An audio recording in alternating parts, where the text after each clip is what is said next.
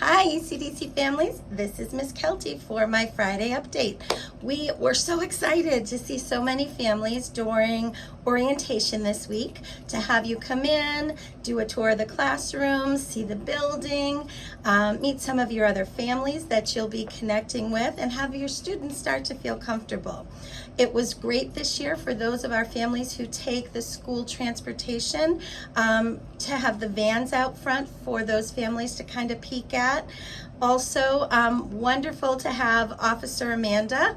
She is just great. If you haven't had a chance to meet her, she has a bachelor's degree in fire safety. She was a firefighter. She also has a master's degree in criminal justice. She does lots of training in safety awareness, and she also worked in a preschool, so she's great with our little ones. So we are so glad to have her here. You will definitely see her outside. Be sure to introduce yourself to her. She's really looking forward to it. As for next week, let's be really mindful with arrival. I am anticipating we might have to have some challenges with parking. I'm just being honest with that. We're kind of figuring it out. ECDC has grown significantly, which is wonderful, and this is one of the bumps we're going to work through. Officer Amanda will be here in the morning, as will we'll have someone from central office, because we're really going to try to make sure this is safe and efficient. So just remember the basic rules. Make sure you park and hold on to your child the whole time. Never assume other people are watching your child. So always have your child with you. Walk through the parking lot and walk to the sidewalks as soon as you can. Get onto a sidewalk to get in as safely as possible. Parents are going to park either in front of the playground, which that's great for people who are entering at the playground. That's a great place for drop-offs to happen if that's where your teacher's meeting. The other place is going to be, you're going to drive around the back of the building and use the parking spots right in the back, and that's great for the people who are entering from the front door. If you have any questions, there'll be a bunch of us around on Tuesday and Wednesday and all week to help you figure it out and make sense of it. One of the biggest things is going to be that separation. It's going to be really hard for you to say goodbye for some of you, and really hard for your children for others. Either way, please know we're there to support you. Some tips: read some stories ahead of time. You still can come by the playground.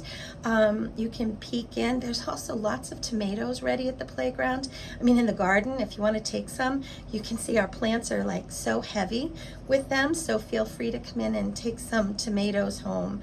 But you can go to the playground over the weekend, kind of get the feeling for being in the space. Take a drive, see where you're going to park, tell your child how that's going to happen. Read books, do the kissing hand, that's one of my favorite. Remember, I know I talked about that before. Find something to kind of help your child. We do advise you not to give them a toy to bring to school, and not to reward them with a toy after school. We want them to want to come to school and be in school, and so when they bring their toys, if they need it, if it's a kind of a transitional object, bring it to the door. You take the toy, we'll take the child. If your child needs, some children may need that transition object for that first week or two, but I just ask you have that conversation with your child's teacher, so it's like something that you've planned, and that it has, for many kids, it will have an end date. Let's try this for a few weeks and then stop. We'll just figure it out as we go. But again, most important is to just keep having those conversations with your child's teacher. So this weekend is a fabulous time to get outside, to make some more of those precious memories with your little ones. I am all about nature, so I love to see what I can find outside. The leaves are starting to turn a little early, so you could do a nature walk with your children and talk about what you see. Look at what's happening to the trees. Some of these leaves look really brown. That's because they're really thirsty. We haven't had a lot of water, and that's a great opportunity for them to start to understand what's happening in the world around us. I will often say things like that in these weekly updates, kind of encouraging you to go out into nature and find some things and tell some stories with your children and make some memories. I always say, take a picture. Use those pictures to help your child tell a story. So for example, if your child is you've gone to the beach, right? And one of the things we want your child to be able to do is to tell us about that, right? So if you send in a picture, that might prompt a conversation about what your child did. You can do that at home. Pull this up and ask your child to tell you a picture of what you saw, or send in a hard copy, or send along a picture to your child's teacher. And it's a nice prompt for us to be able to have that conversation. I've also attached the newsletter to the email where this came. These are, I'll say monthly, but sometimes there's so much information, they go about 6 weeks.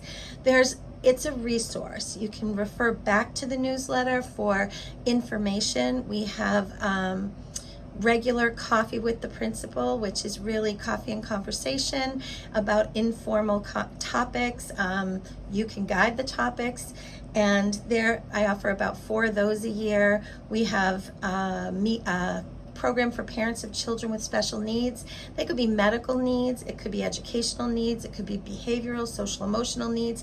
It doesn't mean your child has a specialized education program, but it does mean that you're struggling with something, which I think is most of us. So we're going to be looking for some people to help us reinvent our connections, so it's really reaching our families in any way we possibly can. Other than that, again, I encourage you, introduce yourselves to all the staff as you're here. Make those connections with us. We're here for you. If you need anything, I'm here. Make sure that you bring in any outstanding documents that might keep your child from starting school, like physicals are really what comes to mind, but Nurse Suzanne or Miss Laura might have reached out to you. You might have to wait a few minutes at arrival for us to figure it out, but if you bring your child, you bring those documents, we certainly can help you get in and get settled. We just need to have everything in place before we can let everyone enter the building. So please come with a smile, be ready, we're there to help you. If it's really hard, you know it's going to be hard, you can shoot me an email ahead of time. I can be on the lookout to make that connection with you. But otherwise, look for us. We have our PCC will be there the first week too, because I think it will be really, really important. So have fun, enjoy your weekend, and I can't wait for you all to start school next week. Bye.